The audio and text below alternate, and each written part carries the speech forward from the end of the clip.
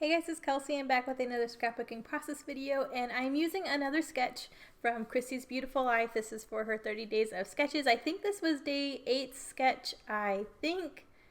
Probably am wrong on that. But anyways, I really liked the layers in it. I liked how it was more central. I thought it was a little different because it's not pulled to the side like I usually like to do my layouts. It was very much in the middle and symmetrical, so I thought it'd be fun to try. I am using the Jenny portion of my collection, so very, very colorful. I'm pulling in 2 photos from Easter of this year. Because I thought the colors were very springy, very Eastery, so I thought those were super appropriate.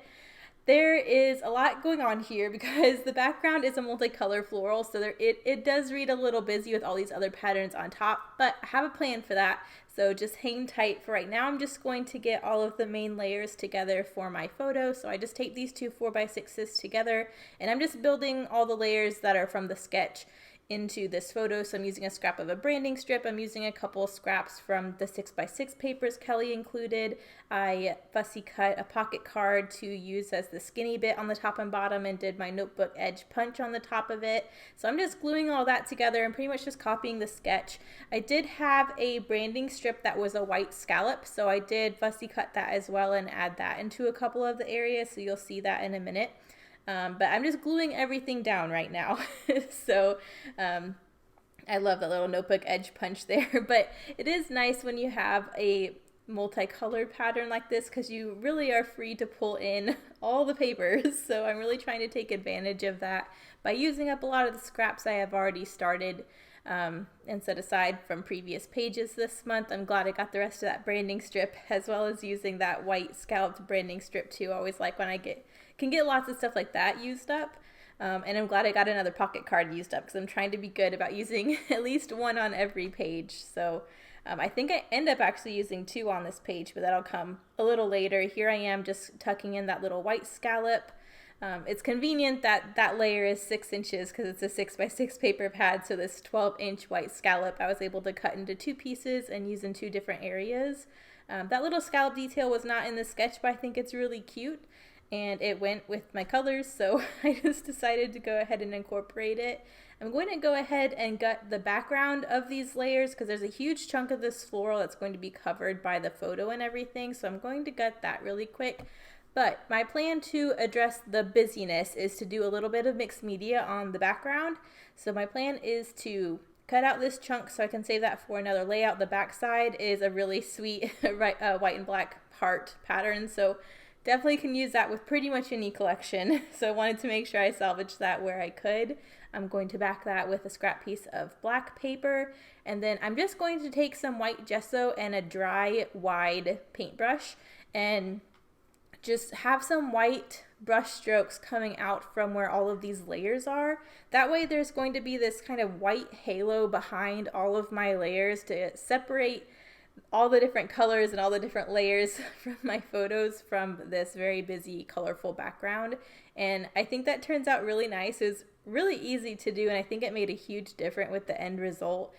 This page ends up being super, super simple. This is a really quick process video because once I got all of these layers together, there wasn't a whole bunch more to do, but that was one of my main concerns with using all of these papers. I was determined because they were so Eastery and beautiful, but I wanted to make sure that you could really see all the different layers and they didn't just blend together with this colorful background. And it's nice because when the gesso dries, it's still like kind of translucent. You can see the pattern coming through the white gesso, so it's not completely covering up all of this paper. It's just giving you a nice little white glowy effect just to separate everything. So that's really nice.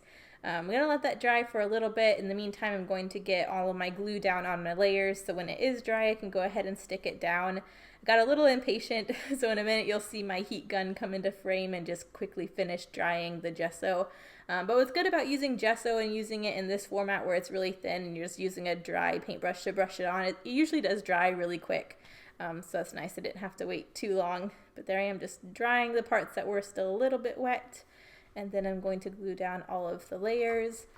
I'm not quite sure what I'm going to do embellishment wise, but I do know I want a title up on that green strip. And the Catherine puffy stickers are so perfect with this paper. in this collection. I had to use it, so I'm just going to title it Easter 2020. I love that I got some numbers used up as well as an exclamation point, but look how perfect these puppy stickers from Catherine go with the Jenny collection, so I had to use those. I've gotten quite a few titles out of this puppy alphabet already, and I still have a ton of letters left. But I just figured that would be my title, sweet and simple. I really don't need to do any journaling. They're just family group photos from Easter this past year. So I do just want to do a little bit of embellishment to make it, have something somewhere, because right now it's just all paper layers. I'm looking at my Henley washi. There's a little circle, aqua circle that says hello. I thought that would be really cute. And I actually just punched it out on its backing. I'm not going to peel the washi off, because if I did, I would just put it right back on white and fussy cut it. So I'm just leaving it on its backing and then mounting that on some foam square to give it a little dimension. I'm going through the little extras container that Kelly also sent me with a bunch of goodies from a bunch of miscellaneous Felicity Jane collections, and pulling out anything that kind of goes with my color scheme, which was a lot of what I have left. There's this one pocket card that's a white and black house, so I'm going to go ahead and fussy cut that. Anything that's family related, holiday related, where we're at my house, my mom's house, whatever. I really like incorporating these houses. So I thought that pocket card was perfect, so I'm going to go ahead and get that used up. And I'm pretty much just taking everything I have to the side there and making a little cluster with it. So I have that little green and pink tag. I'm layering the house on top of that, and then I have this pink ampersand, so I'm going to layer that in front of the house. And I think that made a really cute little cluster. So I'm going to go ahead and glue all of that together. I think there was only one thing I pulled out from all of those ephemera bits that I didn't use, so I'm glad I got that much of it used up. I'm going to create this little cluster. It's going to go in the bottom left-hand corner of my photos, and I think that'll be a nice little focal point, but it's not going to detract from the photos or the mixed media or any of the other colors I have going on. But I do like that it pulls that green from the paper that the title is on down to the bottom, because there's not really any green on the rest of the page. So I do like that about that little tiny tag, that it pulls green somewhere else as well. But I'm just getting all of that glued down. I think that looks so cute all together. I have a little scrap left of the white ribbon that Kelly also sent me. I think I got that ribbon on 3 separate pages so far this month, but that's the final little scrap. So I thought I would use that to thread my little tag. I thought the white looked really sweet, and the house was white, and I have the white gesso, so I thought that was a nice fresh way to use the tag and the rest of the ribbon. So I'm just going to get all of that glued down, and then like I said, I'll put a little foam mounting sticky thing on the back of that little washi hello circle, and that'll go up in that cluster too. But I think that looks so cute. Just takes me a minute to try and get all of the double-sided tape down and get everything stuck together, because it did get a little fiddly. But there we go, my little cluster. It's so cute. And that's really the only cluster I have on here.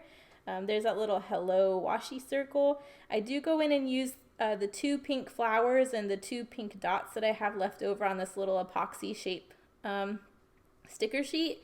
And that pretty much has done it. That's my finishing touch. So again, this is a super short video, really easy. I love these ones that you can just use a sketch and it just comes together. I didn't have to do too much, but I do like the addition of that little cluster there. I think it added the little perfect thing.